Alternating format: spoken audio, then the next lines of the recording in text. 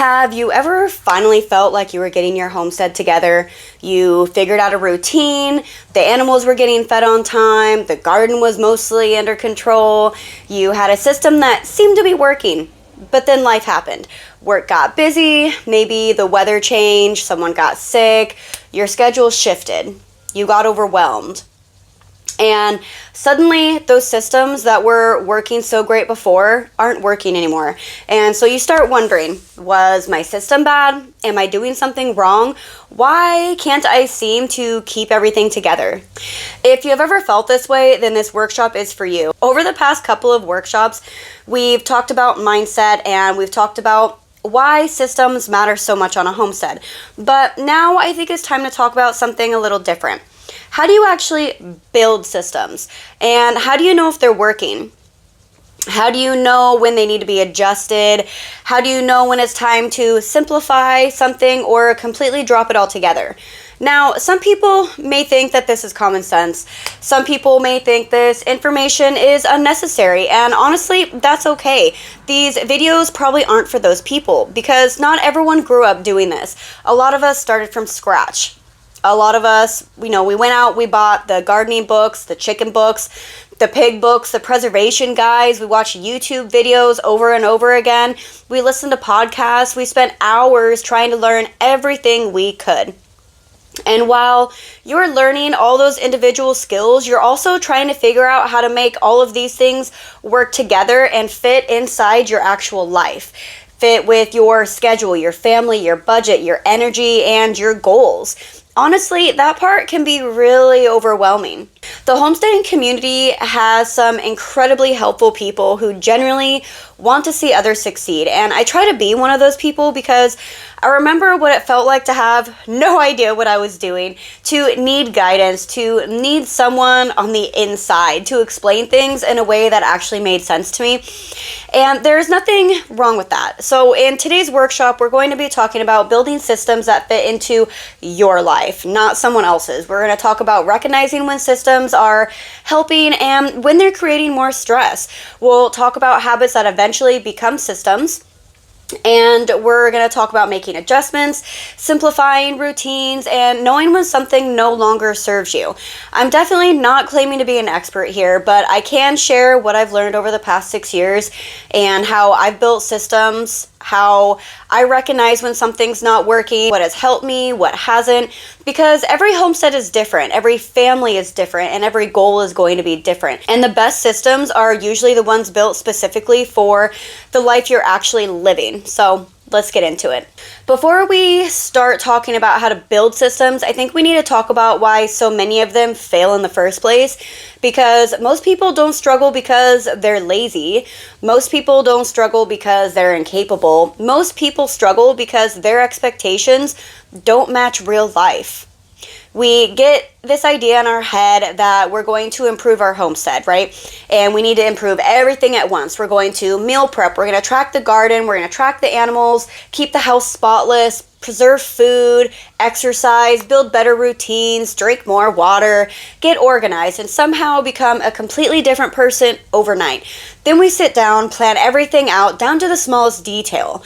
We know exactly when we're going to plant the tomatoes, exactly when we're going to start planting seeds, exactly how many minutes it takes to water the garden, exactly what our mornings are going to look like. And on paper, probably looks amazing. And for about a week, maybe it works out. Then real life shows up. Work gets busy, the kids need something, weather changes, you get sick, you get tired, have a bad week, and suddenly the system you spent all that time creating falls apart. It crumbles. Not because it was a bad idea, but because it was built around your best day, not your real life. And in the last workshop, we talked about how good systems need to survive your worst days, because real life isn't made up of only perfect days. It's not endless motivation, perfect health, unlimited energy, and ideal weather. Most of life happens somewhere in the middle. Sometimes you're tired, sometimes you're stressed, sometimes you're overwhelmed. Sometimes you're just trying to make it through the day, and that's okay. That's why I think one of the biggest mistakes people make is building systems that only work when everything is going right. Instead, we want to build systems that still work at our bare minimum.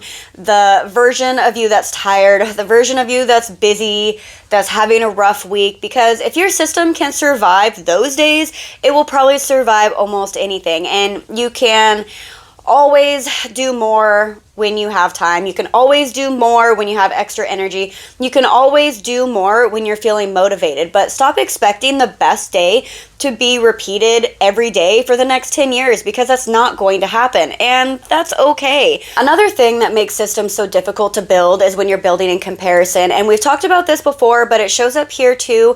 Maybe you follow someone online who homeschools 6 kids, bakes sourdough, grows a huge garden, preserves everything, cooks everything from scratch, raises livestock, and somehow still has a spotless kitchen, and that's great. Good for them. But then you start thinking, well, if they can do it, then I should be able to do it too. Meanwhile, your life looks completely different. Your kids go to public school. Maybe they're involved in sports, you have work, you have appointments, church events, you have family commitments.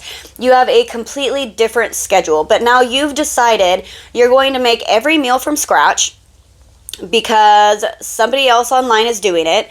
Next thing you know, you spent 2 hours in the kitchen making a amazing homemade meal, and you're cleaning up after getting the kids to bed. You realize it's 11:30 at night, and you're wondering why you're so tired.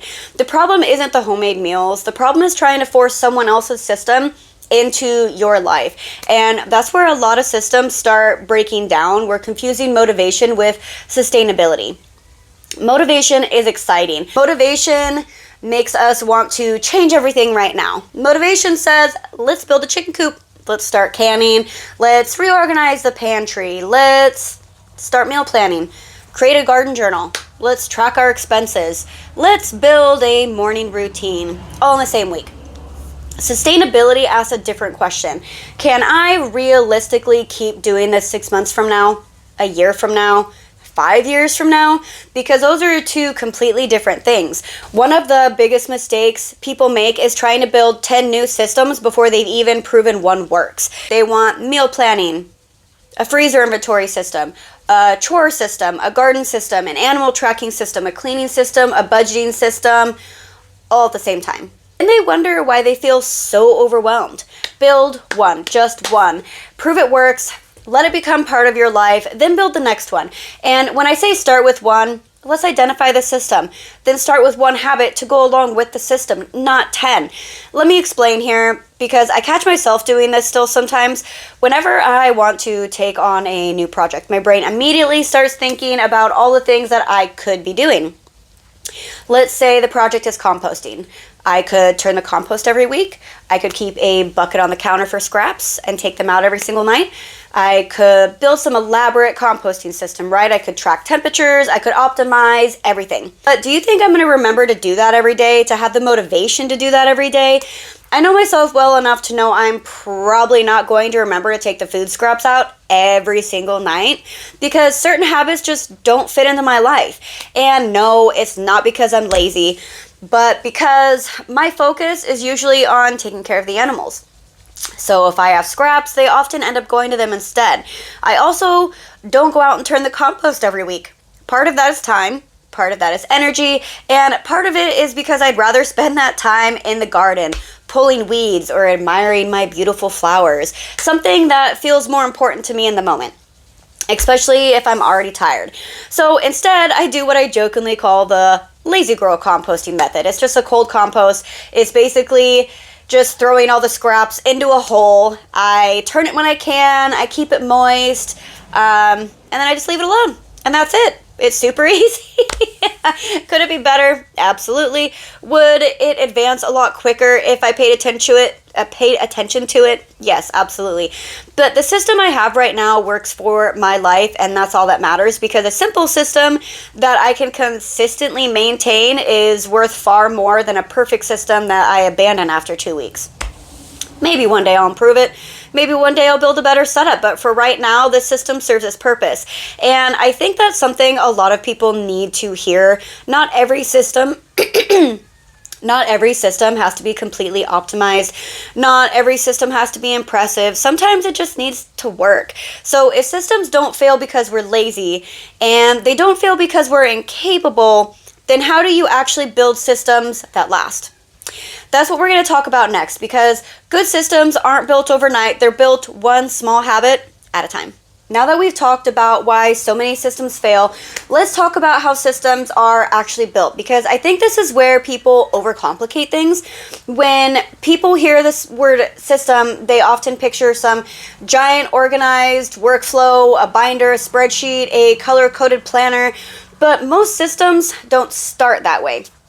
Most systems start as small habits, things you do over and over again without really thinking about it. And eventually those habits become part of your routine. Then that routine becomes a system. So for example, every morning I like to make a cup of coffee. I sit down for a few minutes before I start my day. I like to wake up slowly, listen to some calming music, check my emails. That way I can address anything that needs immediate attention. Maybe I get on the treadmill or stretch a little bit. Just take a few minutes to transition into the day. Now, I never said one day that I'm going to create a morning email management system. That would sound ridiculous, but that's exactly what ended up happening, because I repeated the habit over and over again until it became my morning routine, and now that morning routine is the system. Because if I don't do it, my emails pile up. I don't check them until the afternoon. Things will get missed. Then I feel rushed. My day doesn't start as smoothly. One small habit created an entire system. And I think that's something people miss. They think systems are created through planning, when really they're usually created through repetition. The same thing happens at night. So before bed, I like to do one last check on the animals. I walk around the property, make sure everyone still has water, that the fences are secure, make sure everything looks okay. Maybe that's just making sure that my kids actually did their chores. Because let's be honest, we've all had those moments where they just don't. That eventually became part of my evening system, and I don't even think about it anymore. I just do it. And that's how a lot of systems are built, not through huge life overhauls, through small repeated actions. The interesting thing is that you can build good systems and you can build bad systems. Both happen exactly the same way, through repetition. For example, let's say every day you get off work and you stop for some fast food. You come home, sit on the couch, eat it, scroll on your phone, and you don't get up until it's time for bed. That happens occasionally. It's no big deal. We all need rest. We all need breaks. There are seasons where slowing down is exactly what we need. But if that becomes your daily routine, you've created a system. And maybe not a helpful one or a healthy one, but it's still a system. And that's important to understand, because every habit is slowly creating something. Every repeated action is building a pathway. The question is it building a system that helps you move towards your goals or away from them? And I think that is where future you becomes really important. Sometimes I will ask myself, what would future me thank me for right now? Future me would probably appreciate it if I pulled some of these weeds. Not because I necessarily want to, but because I know they're going to get so much worse if I ignore them. Now, here's the funny thing. I rarely weed an entire garden bed at once. Very rarely. That just isn't my thing. It's not my system. My system is simply just starting. Once a week, I'll walk through the garden and just begin. Maybe I pull some weeds around some tomato plants. Maybe I clean up half a bed, spend 10 minutes out there. Usually after I get the momentum going, I want to finish. And my system isn't to finish the garden. My system is to simply just start. And starting consistently has got me a lot further than waiting until I felt motivated to even tackle everything. And I think that's another really important lesson people need to hear. A lot of systems are built around the small actions, not giant accomplishments.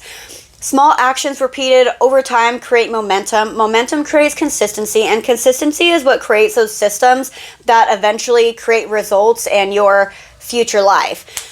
Now, I also want to add an important reminder here. I'm not talking about pushing yourself when your body is screaming for rest.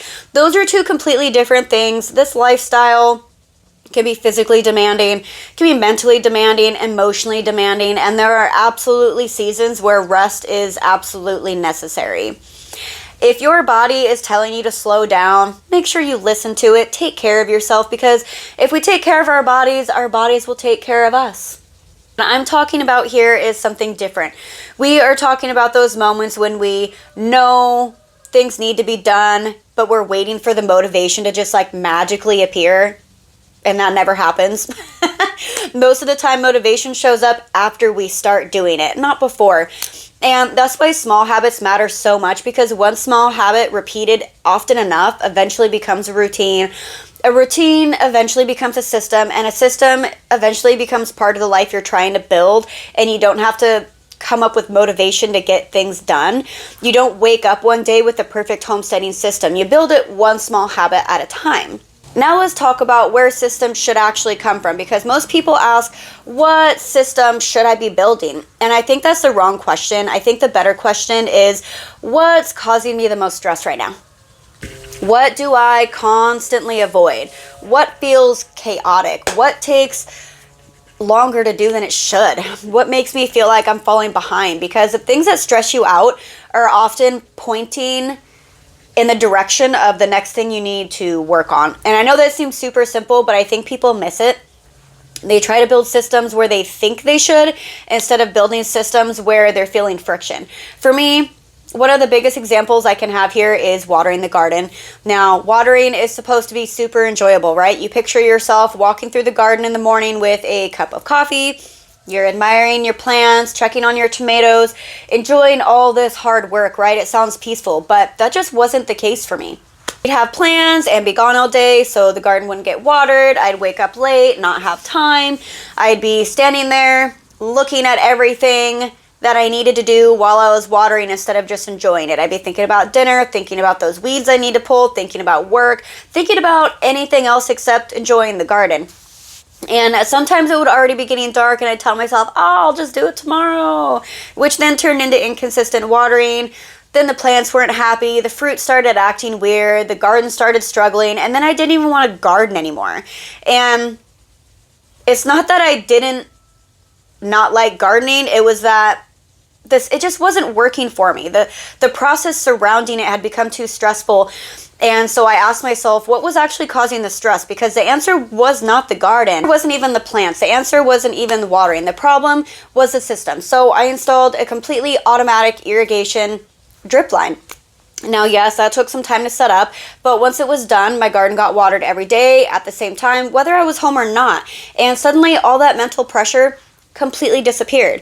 Now, when I go out to the garden, I can actually enjoy it. I can harvest the vegetables, pull weeds, look for pests, tie up my tomato plants, or just walk around, sit down, relax, whatever I want. That one system gave me back my time and my enjoyment. And if you don't enjoy this part of your lifestyle, then what's the point? Yes, food is the point. Self-sufficiency is the point. Learning new skills is part of the point. But why can't we have both? Why can't we build systems that make life easier and help us enjoy the process at the same time? And I think that's important to pay attention to, the things that constantly frustrate you. And this is where I want to make an important distinction. There is a difference between complaining and problem solving. And listen, I'm all for venting. Sometimes things just get frustrating. Sometimes things don't work out. Sometimes you just need to say, well, this sucks. But eventually we have to move past that. One of my favorite ways to think about this is don't complain just to complain. Complain with a purpose. If something is upsetting you over and over and over again, dig into it a little bit deeper and ask yourself why. What's the actual problem? What's the root cause? Because the system is not always the problem. A perfect example is goats. Goats is always an example. Let's say goats keep getting out. That happens a lot, right? You could spend all day complaining about the goats. You could decide that goats are terrible. You could even decide to get rid of them. And ultimately, that is going to be your choice. But if you've always wanted goats and they bring you so much joy, maybe the better question is, why do they keep getting out? Maybe the problem isn't the goats. Maybe the problem is the fence. Fix the fence and suddenly the symptom disappears. The same thing happened with my first steer. His name was Houdini, and trust me, he earned that name. The cow was constantly getting out, constantly. I'd wake up in the morning and he was gone, nowhere to be found. And my first thought was always, was he even here last night? Did I see him before bed? How long has he been gone? And that might be where a part of my nightly routine came from, was wanting to make sure all the animals were where they were supposed to be and the fence was intact, was because of him. And then I always was wondering, like, when did he get out? How far could he have traveled? Where do I even start looking? And that was incredibly stressful. Not a fun time. Now, at the time, it was totally the cow's fault, right? His name was Houdini. He was smart. He was stubborn. He was always causing trouble. So it was clearly his fault. But then something interesting happened. The other cows started to follow him. And that's when I realized the problem wasn't the cow. The problem was the fence. Once we fixed the fence, the cows stopped getting out. Houdini wasn't Houdini anymore. He was just Blue 42, because that's what his tag said. The symptom disappeared because we fixed the actual problem. And the lesson applies to so many things on a homestead. If you're always running out of feed, maybe the problem isn't the animals. Maybe it's your storage system. If you're constantly forgetting appointments, maybe the problem isn't your memory. Maybe it's your calendar system. If you're always losing tools, maybe it's not because you're forgetful. Maybe it's because the tools need a new home. If you're always stressed out about the freezer, maybe you need a better inventory system. The point is, stress leaves clues, friction leaves clues, and the things you complain about repeatedly are often pointing you towards the next thing that you could build new habits around to eventually build a system. And I also want to circle back to something I've talked about before. Learning from other people's systems is fine. In fact, some of the best ideas come from watching other homesteaders, but there's a difference between learning from someone and completely copying someone. Maybe their system is perfect for their life. Maybe only part of it will work for yours. Take the pieces that fit and leave the rest, because your goal isn't to build their homestead. Your goal is to build one that supports your life, because recognizing what's stressing you out isn't just important for building better systems. It's important for your mental well-being too. We all want to enjoy this lifestyle. We don't want to spend 80% of our time frustrated, overwhelmed, stressing, and regretting our life choices. And if you truly hate every part of it, maybe this lifestyle just isn't for you, and that's okay too. But for most people, I don't think that's the issue. I think they love this lifestyle. They're just stuck dealing with problems that they haven't figured out how to solve yet. So instead of asking, what system should I build next, you should be asking, what is causing me the most frustration right now? And start there. Because what's stressing you out is going to point you directly towards a solution. So now that you've identified problem areas and started building a system around it, the next step is going to be testing it, right? And I think this is where a lot of people will accidentally quit, because they expect the first version to always work perfectly. And friend, the first version probably won't work perfectly, and that's okay. That's normal. In fact, I'd almost just expect it not to, because every homestead is going to be different. Every family is different. Every schedule, every season, every goal is going to be a little bit different depending on your lifestyle, right? So instead of trying to build a perfect system, the goal is to build something, test it, learn from it, and improve it. And that's why I like treating this more of like an experiment, not a permanent decision, but an experiment, because experiments are allowed to fail. Experiments are supposed to teach us something, and that's where I want to introduce a phrase I think every homesteader needs to hear, because a broken system is information, not failure. And let me say it just one more time. A broken system is information, not failure. If a system doesn't work, it doesn't mean you're bad at homesteading. It doesn't mean you're lazy, and it doesn't mean you're disorganized. It means that you learned something from it, right? You gathered information, and now you can use that information to build something better. For example, let's go back to my irrigation system. Watering the garden was causing me stress, so I installed the automatic irrigation system. Problem solved, right? Well, mostly, but not exactly. Because setting up the system wasn't the end of the process. I still had to test it. And honestly, I still test it to this day, because part of my evening walk includes the garden. I'm always checking to make sure everything's getting watered properly. We run on irrigation. Sometimes it gets sandy, sometimes it gets clogged, and sometimes things need to be fixed. Maybe there's not enough pressure. Maybe it got disconnected. The system works great until it doesn't. And if I don't know that it stopped working, then suddenly the garden isn't getting watered, the plants start struggling again, and now I'm exactly back to where I started. So even though the irrigation system solved my original problem, I still have a small habit built into my routine that allows me to monitor it. So I guess it's kind of like creating a system for a system. Are you still with me? Does that But that's how real life works. Good systems don't eliminate all responsibility. They reduce stress while still allowing you to stay involved. And that's why I think it's important to check in with yourself when you're trying to build these new habits, these new systems. After a week, ask yourself, is this helping me? Does it feel easier? Am I still forcing myself to do it every day? Is this fitting into my life? What parts are working? What parts aren't? And most importantly, how can I make it easier? Because sometimes the answer isn't working harder. Sometimes the answer is trying to simplify it. Maybe the habit is too complicated. Maybe you're trying to do too much. Maybe you need fewer steps. Maybe you need a reminder. Maybe you need to move supplies closer to where they're being used.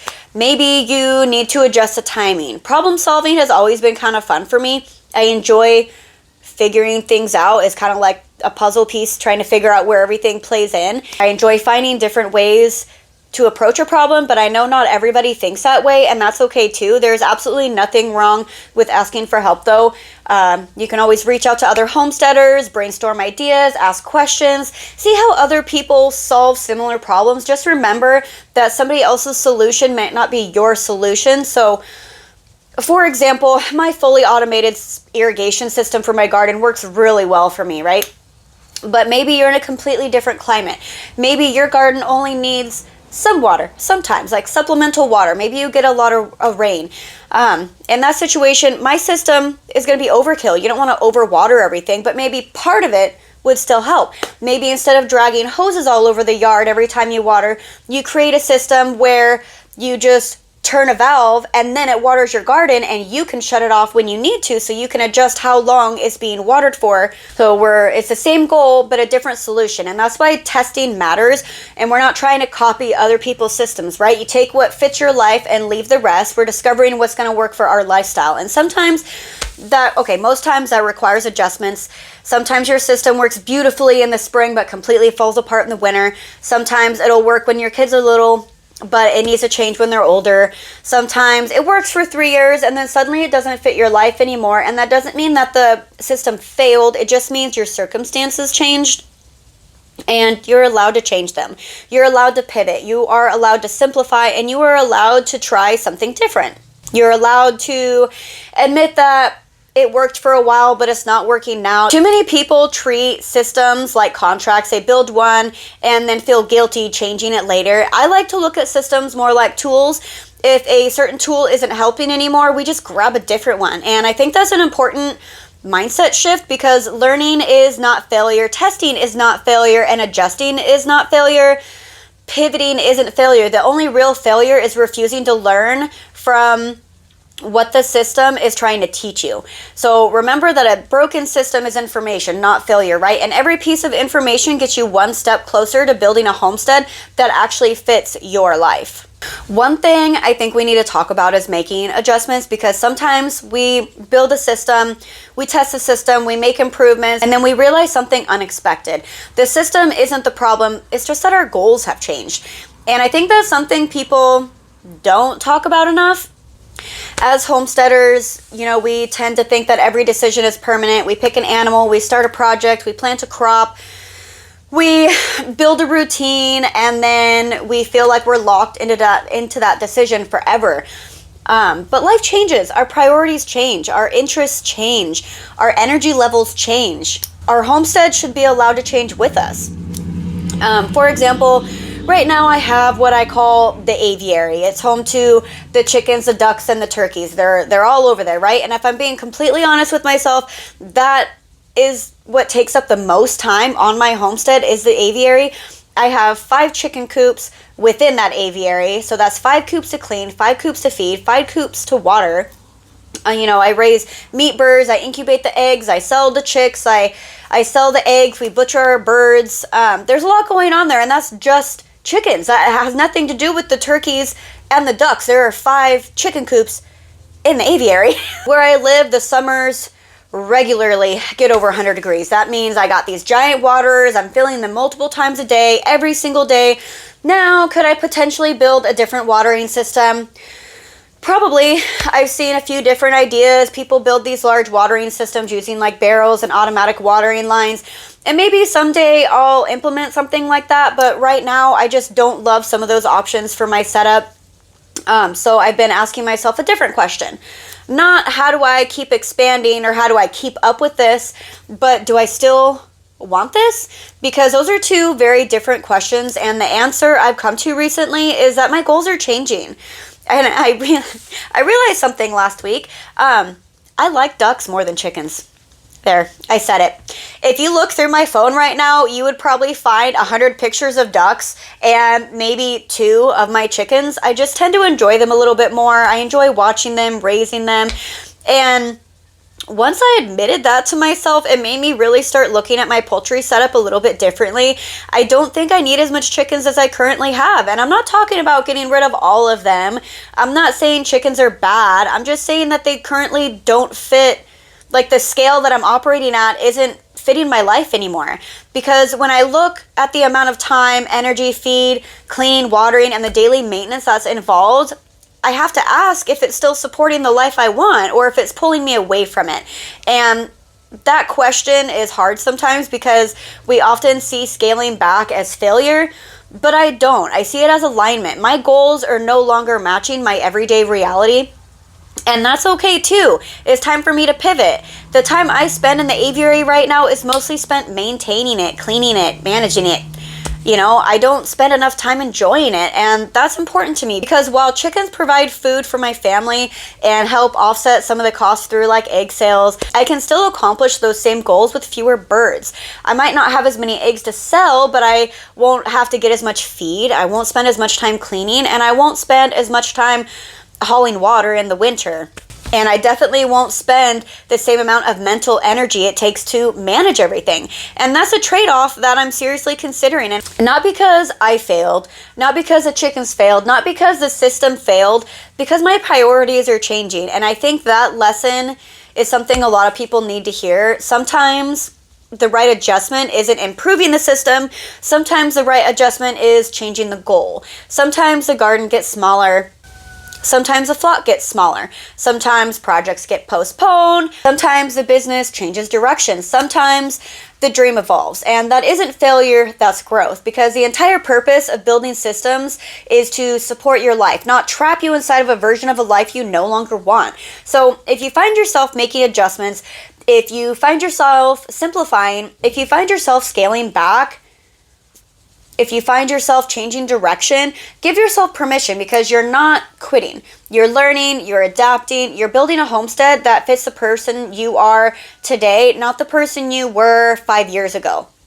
And those are two very different things. As I start wrapping up this video, I want to leave you with something to think about. Because throughout this series, we've talked about mindset a lot, right? We've talked about systems. We've talked about building habits, finding friction, testing systems, making adjustments. And if there's one thing I hope you take away from all of it, it's this. There is no perfect homestead blueprint, at least not one that works for everybody. There isn't a checklist that says, raise these animals, plant this many plants, wake up at this time, follow this routine, and suddenly you're going to become a successful homesteader. Because your life is different from mine. Your family is different from mine. Your goals, your energy, your time, they're all going to be different from mine, from everybody's. And that's exactly why your blueprint should be different too. Instead of asking what everyone else is doing, you should be asking, what do I want my homestead to do for me? Do I want to grow food? Do I want to raise animals? Do I want to live a slower lifestyle? You know, self-sufficiency. Do I want to try to save money? Do I want to teach my children all these skills because I never was? Do you want to simply just live a peaceful life? None of those answers are wrong, but your answers matter because your system should support those goals, not somebody else's. Ask yourself what season of life you're in right now. How much time do you realistically have? Not how much time you wish you had. How much time do you really have? What parts of homesteading bring you joy? What parts constantly stress you out?